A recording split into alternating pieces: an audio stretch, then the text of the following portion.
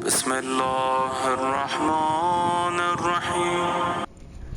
وظیفہ فور حاجت کے معزز سامعین السلام علیکم۔ اہل بیت کی اولاد میں ایک بہت ہی عظیم ہستی ہیں حضرت اون۔ یہ بہت ہی بڑے بلند مقام پر فائز ہیں۔ ان سے کسی نے ایک دن شخص نے سوال کیا کہ اگر کوئی آپ سے کہے کہ باہر رات ہے اور وہ دن ہو، اور اگر کہے دن ہے اور باہر رات ہو، تو کیا ایسا ہو سکتا ہے؟ یعنی دن میں بھی رات ہو سکتی ہے، رات میں بھی دن ہو سکتا ہے؟ تو انہوں نے فرمایا، ہاں، میرے پاس ایک ایسا خزانہ ہے جسے میں اللہ کی بارگاہ میں پیش کروں گا تو وہ رات کو بھی دن بنا سکتا ہے اور دن کو بھی رات۔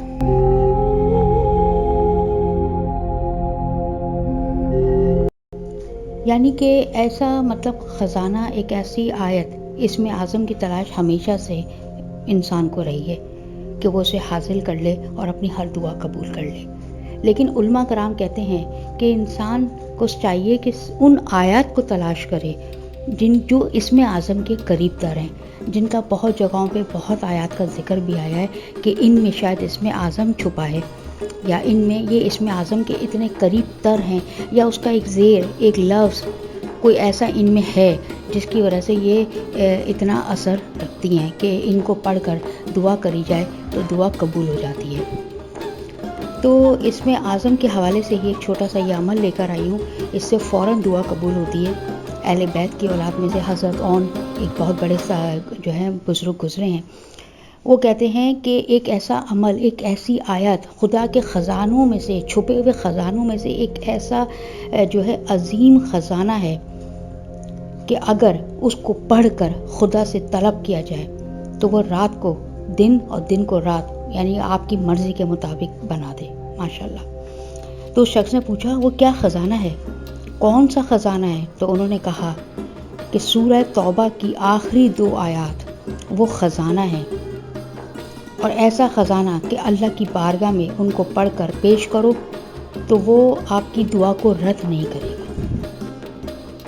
اگر آپ کی شادی کا مسئلہ ہے، رشتوں میں رکاوٹ ہے، پسند کی شادی کا مسئلہ ہے، اولاد کا نہ ہونا ہے، اولاد نرینہ کا نہیں ہونا، کاروبار کا نہیں چلنا، جادو ٹونا ہے آپ کے اوپر، بندش ہے، جنات کا مسئلہ ہے، آپ کا نوکری کا مسئلہ ہے، یا آپس میں جو ہے جھگڑے فساد ہو رہے ہیں، کاروبار ہے، جائیداد ہے، حتیٰ کہ کسی بھی قسم کا دشمن کو ختم کرنے کا مسئلہ ہے، دشمن آپ کے بنے ہوئے کچھ لوگ، تو یہ سب چیزیں جتنی بھی انسان کے ساتھ مسائل لگے ہوئے سب کے سب کا ایک حل ہے، اور اس کی یقین کریں، اس کو پڑھ کر جب یہ جو عمل میں آپ آخر میں بتاؤں گی یہ ضرور دیکھیے گا آخر تک، ویڈیو اسکپ نہیں کیا کریں۔ ویڈیو اسکپ کرتے ہیں تو پھر کوئی نہ کوئی مین بات نکل جاتی ہے اور اس کے بعد پھر میسیجز میں مجھے جواب دینے پڑ جاتے ہیں سب کو۔ ایک دفعہ میں پہلی بار پوری ویڈیو دیکھا کریں، دوسری باری میں بے شک پھر وہ عمل دیکھا کریں بار بار جو بتایا جاتا ہے، تاکہ پھر آپ عمل ٹھیک کریں۔ تو جو بھی آپ کی خواہش ہے، جو بھی آپ کا مسئلہ ہے، اس کو، اس عمل کو جو میں ابھی بتاؤں گی کریں گے اور پڑھ کر دعا مانگیں گے، کر کے دعا مانگیں گے، تو آپ دیکھیں گے کہ آپ کا کوئی بھی عرصہ دراز سے اٹکا ہوا کام، کوئی دعا جو پوری نہیں ہو رہی ہو، تو آپ اللہ کی بارگاہ میں یہ سورہ توبہ کا جو آیت کا جو عمل ہے، خزانہ ہے، اس کو پیش کریں اور اپنی من مراد جو ہے پوری کریں۔ عمل کیا ہے؟ غور سے سنیے گا۔ بعد نماز فجر یا عشاء 2 وقت ہیں، آپ کی مرضی ہے جس میں آپ کو سہولت ہو، فجر لے لیں یا عشاء لے لیں، لیکن سکون کا وقت ہو، افراتفری نہ ہو، آپ کا دماغ کی ادھر نہ لگاؤ کاموں میں کہ اب مجھے یہ بھی کرنا ہے، مجھے وہ بھی کرنا ہے، کوئی آپ کو آواز دے رہا ہے، فرصت کا وقت ہو۔ تو اول اور آخر، یعنی کہ عشاء کی نماز پڑھ لی، فجر کی نماز پڑھ لی، ٹھیک ہے۔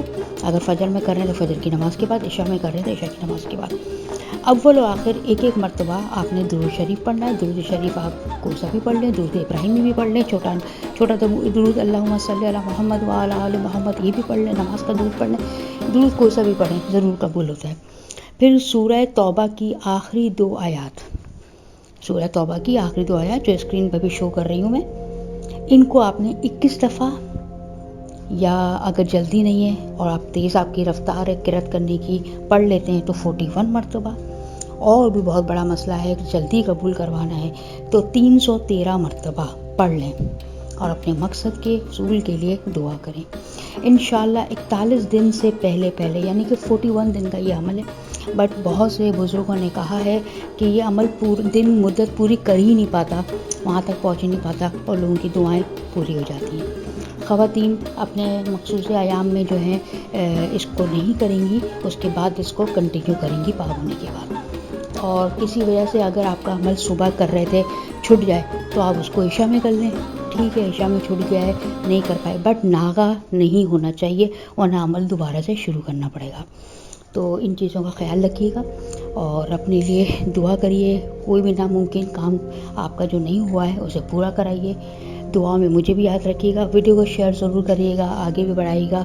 اگر کسی مستحق کے، کسی پریشان کن آدمی کے کام آ جاتی ہے، مسلمان کے کام آ جاتی ہے، تو یقیناً آپ کو بھی اس کا ثواب پہنچے گا۔ آخر میں اپنی دعاؤں میں فلسطین اور کشمیر کے مسلمانوں کو ضرور یاد رکھیے گا۔ اللہ حافظ۔